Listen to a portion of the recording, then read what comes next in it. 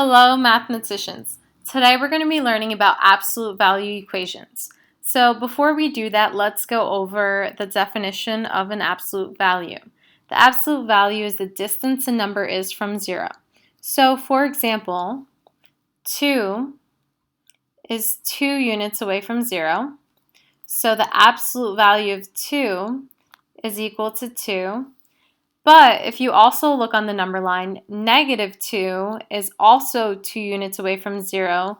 Therefore, the absolute value of -2 is also equal to 2. So both of these numbers have the same distance away from 0, and that is why their absolute value is the same. So the absolute value is represented by 2 vertical lines on each side of the number, as you see here. And the absolute value of a number is never negative because distance cannot be negative, and the absolute value is the distance a number is from 0. Here we have the absolute value of x is equal to 5. So we want to find out what number or numbers is 5 units away from 0. So for example, as we saw in the number line before, 5, the absolute value of 5, is 5 units away, but the absolute value of -5 is also 5 units away. So x is equal to 5 and x is equal to -5 because both 5 and -5 have the absolute value of 5. So here we could see on the number line how far away -5 is from 0 and how far away 5 is from 0. And we could see that they're both 5 units away.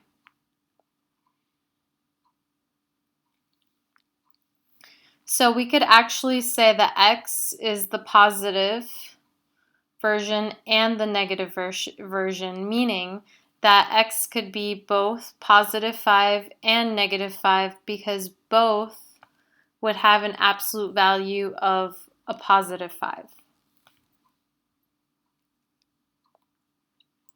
With that idea in mind, let's add a little bit more to our equation. And here we have 9 is equal to the absolute value of x plus 3. So what we want to do first here is we want to get x by itself. So we want to isolate our variable. And by doing so, we do the inverse operation to get rid of +3 or +3, and we subtract. So we subtract 3 on both sides of our equation. And 9 minus 3 is 6 equals the absolute value of x. And because these are inverse operations, they cancel out because positive and -3 becomes 0. So here we have 6 is equal to absolute value of x. And as we learned before, that x could either be positive or -6, meaning that x could equal 6 and -x could equal 6 because we have a positive and a negative that could go here and both would have the same distance. So if we have our positive and our negative answer here we don't have to divide by 1 because if I do, it's just going to give me x is equal to 6 again. But here we have -x, so let's isolate so that x is by itself because technically this is a coefficient of -1. So we divide by -1 on both sides. -1 divided by -1 is just 1, so this cancels out because we're left with 1x. I don't need to put the coefficient here since it's simply 1x. And 6 divided by -1 is equal to -6. So here, by putting the negative in front of the x and finding the negative answer, we could see that 6, so the absolute value of 6 is equal to 6. And the absolute value of -6 is equal to 6.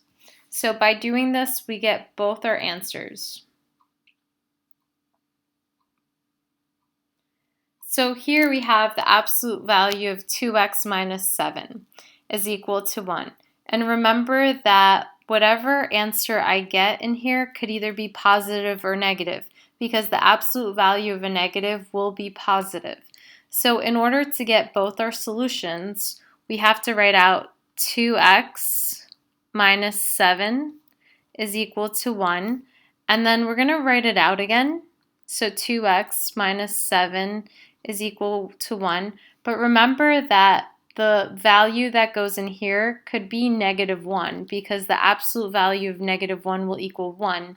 So in order to do that, we could multiply this expression by negative 1 or just by a negative. So it could look like this or like this. It's the same thing. Just know that you want a positive answer and a negative answer whose absolute value will give you 1. So here this should equal to 1 and this will equal to negative 1, and you'll see how. So here let's isolate our variable by adding 7 on both sides. This cancels out. We have 2x is equal to 8. And in order to get x by itself, to isolate it, we divide by 2 on both sides. 2 divided by 2 is 1, and that cancels out, so x is equal to 4. Here, I could do two things, and I'll show you guys both ways in a second. So I'm going to move this over because x could equal to 4, and then I'm going to move this over here. So if I choose to distribute the negative, I'll have negative 2x plus 7 is equal to 1. And here what I could do first is I could subtract by 7. So positive 7 and negative 7 cancel out. I'm left with negative 2x is equal to negative 6. Remember, we're going to try to isolate the variable, so we divide both sides by negative 2. And we're left with x is equal to 3. So here we got two answers. We got x is equal to 4 and x is equal to 3. So what we could do, because this looks a little bit different than before, is we could try them both out. So we could go back to our original problem. And we could see what we get. So 2 times 4 minus 7.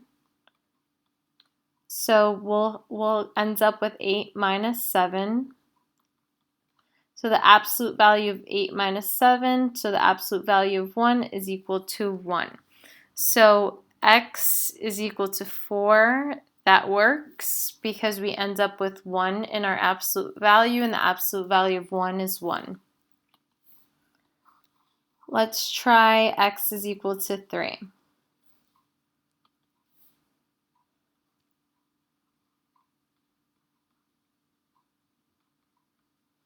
So we could substitute our x value for 3. And the only other value that we could get here that would give us an absolute value of 1 would be negative 1, because the absolute value of negative 1 would also give us 1. So 2 times 3 is equal to 6 minus 7. So the absolute value of negative 1 is 1, so this is also true. So x is equal to 4 and x could be equal to 3, so either one would work.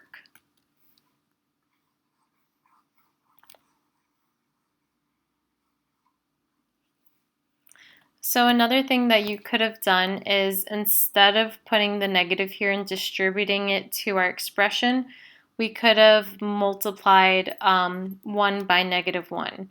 Because if we had 2x minus 7 is equal to negative 1, that would also give us an x value of 3. So for example, plus 7,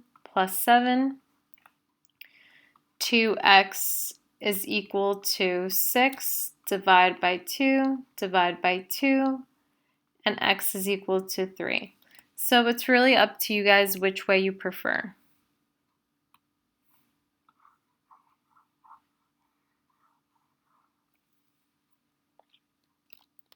Here we have an equation that's a little bit more complicated.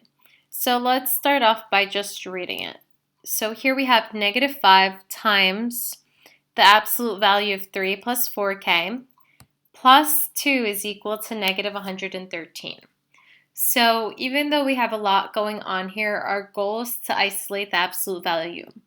And we could do that by starting on this side over here because we have plus 2. We could subtract 2 on both sides. So a positive and a negative 2, that gives us 0.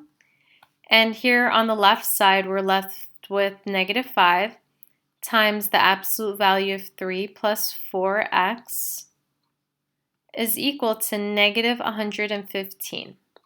And since this is multiplication, what we could do next is we could divide both sides by negative 5. Negative 5 divided by negative 5 is 1, so that cancels out. Divide this side by negative 5. And here we're left with the absolute value of 3 plus 4x is equal to, now negative 115 divided by negative 5 is 23. And remember that whatever we get here, it's either going to be positive 23 or negative 23. So here we're going to write out 3 plus 4x is equal to 23. And remember that here our expression could also be negative. So negative times, well, that could be negative 1, or you could just write the negative sign, times 3 plus 4x, remember we're multiplying it by the entire expression, is equal to 23. So here we could start off by subtracting 3 on both sides. We're left with 4x is equal to 20. And in order to isolate our x, we divide by 4, divide by 4. X is equal to 5, and here we could distribute the negative, or we could divide both sides by negative 1. So if I do distribute the negative, it's negative 3 minus 4x is equal to 23. Add 3, add 3. So negative 4x is equal to 26. Divided by negative 4, divided by negative 4, and x is equal to negative 26 over 4. And since these are both positive, we could actually simplify this a little bit. So we could divide that by 2, and we have negative 13 over 2. So x could equal 5 or negative 13 over 2.